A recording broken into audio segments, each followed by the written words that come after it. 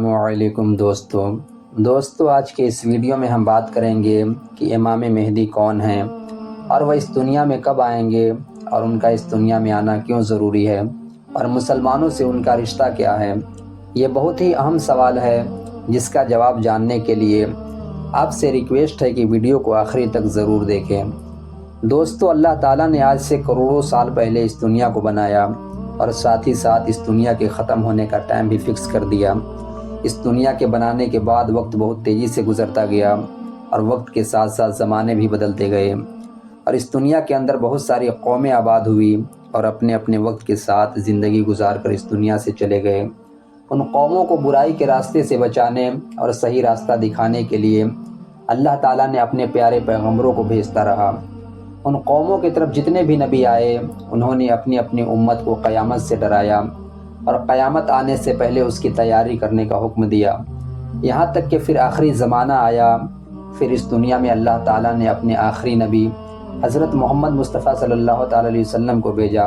پیارے دوستو، یاد رہے کہ حضور صلی اللہ علیہ وسلم اللہ کے آخری نبی ہیں اور ہم ان کے آخری امت ہیں۔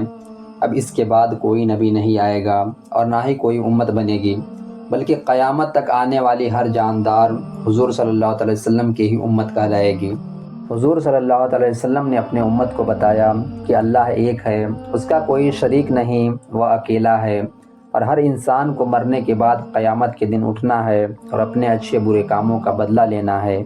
دوستو، قیامت کب آئے گی؟ یہ ایک ایسا ڈراؤنا سوال ہے جس کو سن کر ہر مسلمان ڈر کے مارے اس کے بارے میں جاننے کی کوشش کرتا ہے کہ ہمیں کیسے پتہ چلے گا کہ قیامت کتنا قریب ہے اور اس کی نشانیاں کیا ہے، تاکہ ہر مسلمان اپنے آپ کو اس کے لیے تیار کر سکے اور قیامت سے پہلے ظاہر ہونے والے فتنوں سے اپنے آپ کو بچا سکے۔ یہی وجہ ہے کہ صحابہ کرام نے حضور صلی اللہ علیہ وسلم سے قیامت اور قیامت سے پہلے ظاہر ہونے والے فتنوں اور نشانیوں کے بارے میں پوری جانکاری حاصل کی۔ دوستو، ایسے تو حضور صلی اللہ علیہ وسلم نے قیامت سے پہلے ظاہر ہونے والی بہت ساری نشانیوں کے بارے میں بتایا، لیکن ان میں سے کچھ نشانیاں ظاہر ہو چکی ہے اور کچھ نشانیاں ایسی ہیں جو بالکل قیامت کے قریب ظاہر ہوگی، جس کو قیامت کی بڑی نشانیاں کہا جاتا ہے، جس سے پتہ چل جائے گا کہ قیامت بالکل قریب ہے۔ ان بڑی نشانیوں میں سے ایک بڑی نشانی حضرت امام مہدی کا اس دنیا میں آنا ہے۔ امام مہدی کے اس دنیا میں آنے سے پہلے ایک بڑی نشانی ظاہر ہوگی۔ علماء کرام جس کو سب سے بڑی نشانی بتاتے ہیں وہ یہ ہے کہ قسطنطنیہ شہر ایک بار پھر غیر مسلموں کے قبضے میں چلا جائے گا۔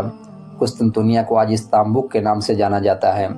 امام مہدی کے اس دنیا میں آنے سے پہلے پوری دنیا میں ہر جگہ کفر و شرک پھیل جائے گا، پوری زمین فتنہ و فساد سے بھر جائے گی، لوگ عیاشیوں میں ڈوب جائیں گے، وقت بہت تیزی سے گزرے گا، سال مہینے کی طرح، مہینہ ہفتے کی طرح، ہفتہ دن کی طرح گزرے گا، لوگ ایک دوسرے کے خون کے پیاسے ہوں گے۔ اس وقت پوری دنیا میں عیسائیوں کا قبضہ ہوگا، پورے مسلم ملک مسلمانوں کے ہاتھ سے نکل کر غیر مسلموں کے قبضے میں چلا جائے گا اور پورے زمین پر کفر و شرک اور بے حیائی پھیل جائے گی۔ صرف مکہ اور مدینہ میں مسلمان ہوں گے اور وہیں صرف اسلام ہوگا۔ اس وقت تمام اللہ کے ولی اپنے علاقے کو چھوڑ کر مکہ اور مدینہ چلے جائیں گے۔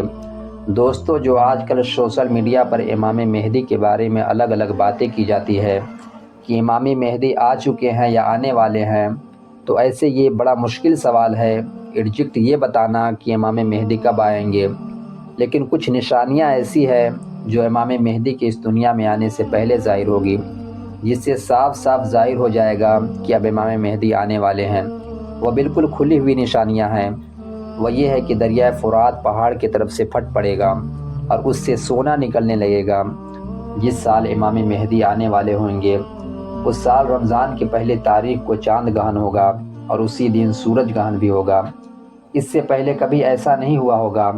3 یا 7 راتیں پورب کی طرف سے ایک بڑی آگ نکلے گی اور بہت بڑے بڑے زلزلے آئیں گے۔ یہ تمام نشانیاں اس بات کی پہچان ہوگی کہ اب امام مہدی آنے والے ہیں۔ جب امام مہدی کے اس دنیا میں آنے کی پوری نشانیاں ظاہر ہو جائے گی تو امام مہدی کی پیدائش مدینے میں ہوگی۔ دوستو، امام مہدی کا اس دنیا میں آنا طے ہے۔ جس نے اس کا انکار کیا اس نے کفر کیا۔ امام مہدی اہل بیت میں سے ہوں گے۔ حضور صلی اللہ علیہ وسلم فرماتے ہیں کہ امام مہدی حضرت فاطمہ الزہرا رضی اللہ تعالی عنہا کے اولاد میں سے ہوں گے۔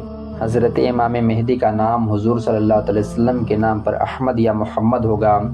حضرت امام مہدی کے والد کا نام حضور صلی اللہ علیہ وسلم کے والد کے نام پر حضرت عبداللہ ہوگا، اور حضرت امام مہدی کے والدہ کا نام حضور صلی اللہ علیہ وسلم کے والدہ کے نام پر حضرت آمنہ ہوگا۔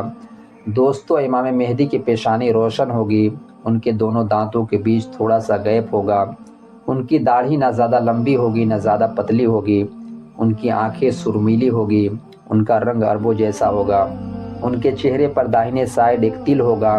اولیاء کرام تو امام مہدی کو پہچان لیں گے، لیکن کچھ ایسی نشانیاں بھی بیان کی گئی ہے جس کے ذریعے امام مہدی کو پہچانا جا سکے گا۔ وہ یہ ہے کہ امام مہدی کے سر پر بادل ہوں گے، اس بادل میں ایک آواز دینے والا ہوگا جو آواز دے گا کہ یہ اللہ کا خلیفہ مہدی ہے، ان کی بات مانو۔ دوستو، امام مہدی کے زمانے میں اگر سوکھی لکڑی زمین میں گاڑ دی جائے گی تو وہ سوکھی لکڑی ہرا بھرا ہو جائے گا۔